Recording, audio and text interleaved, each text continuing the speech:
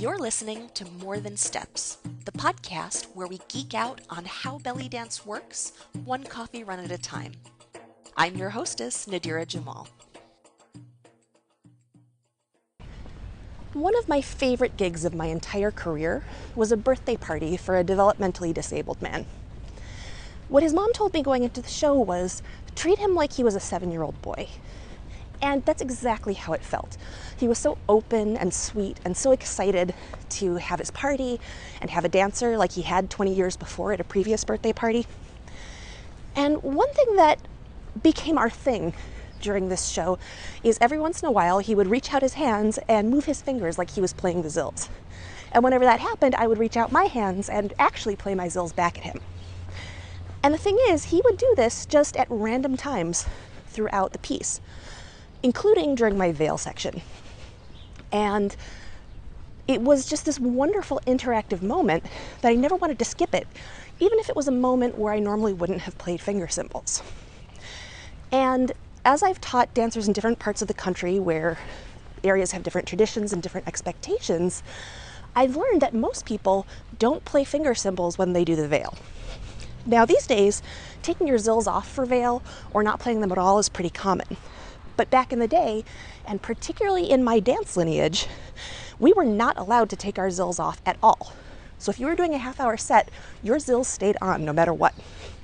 So by the time we were out there performing for the general public, my teacher expected us to, at a minimum, keep our zils on, and more likely to actually play. And I will admit it, if I'm in a show where I get a one-song slot and I'm only doing veil, typically I'm not going to put my zils on. But when I do veil as part of a longer set, I keep them on and I do play for the majority of that veil song. Sometimes I might pause for whole sections, but I'm going to play for a chunk of the entire veil piece. And so now I'd like to talk about why learning to play zils while holding your veil is worthwhile. For one thing, it means that you don't have to interrupt your show to take your zils off and then to put them back on. And that was my teacher's main objection to taking them off. But just like any other part of the show, during a veil piece, zils add an extra layer to the music. They had extra interest. They let you interact in a more musical way. And just like at that birthday party, zils are often an interactive element. The audience connects with them and understands them as an action, not just another sound in the orchestra. Plus, playing zils while you work with your veil is kind of badass. And I want to make it clear that I do not believe that something is better just because it's hard, or even that the hard thing is usually better than the easy thing. Hard for the sake of hard is contrary to the core values of this dance. That said, I think it is worth cultivating things that are hard when they have an artistic value, and also that every dancer should have at least one thing that they can whip out when they need a little impressive ta-da moment. So how do you play zils while you work with your veil? Well, the secret is all in the grip. Remember that we play our finger cymbals with our middle finger and our thumb. So that means that the veil cannot fall between the middle finger and thumb finger zils, and that your middle finger and your thumb both need to be completely free to move. So any veil grip that we use can't interfere with those two things. And our standard grip does. Typically, when we hold the veil, we pinch it between our pointer and our thumb, like we're writing with a pencil. And this fails on both counts.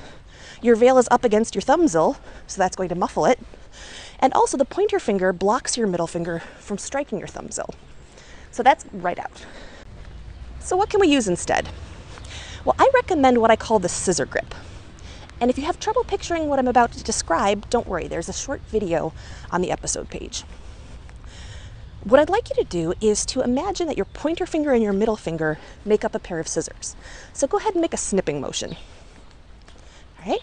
Then go ahead and lay your veil flat on a surface like a table and use your fingers to snip that fabric with your middle finger underneath and your pointer finger on top of the fabric. This should leave the fabric pinched between those two fingers. Now if you rotate your hand so that your palms are pointing downward, and then slide your pointer finger on top of your middle finger. This leaves the fabric resting on the back of your hands and secured between your pointer and middle fingers. and it leaves your thumb and your middle fingers unobstructed. Another way to imagine this is crossing your fingers for good luck with your middle finger on top of your pointer finger, and then reversing the order. So the pointer is on top of the middle instead. And you leave the veil pinched between those two fingers. Now, this feels weird, very weird. And there's a good chance that you're going to get hand cramps, at least starting out. This is partly because you may not have the strength in the small muscles that articulate that action, but more likely because you're holding it too tightly. And as you get used to this grip, you can put in less effort and you'll get stronger. So it's going to become a lot more comfortable. And like any other confounding factor, this is going to impact your veil skills until you get used to this new grip. You may have a harder time manipulating your veil, you might drop it more frequently. That is all normal and it will pass.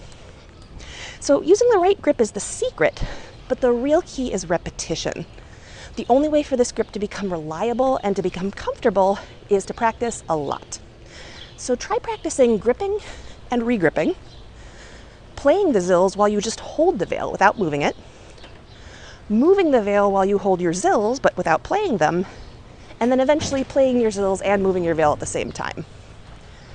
Above all, just try it out, just play, make mistakes, and keep trying. With time and practice, you'll be able to bust out zils whenever the moment calls for it. And hopefully you'll get some magic moments like I did.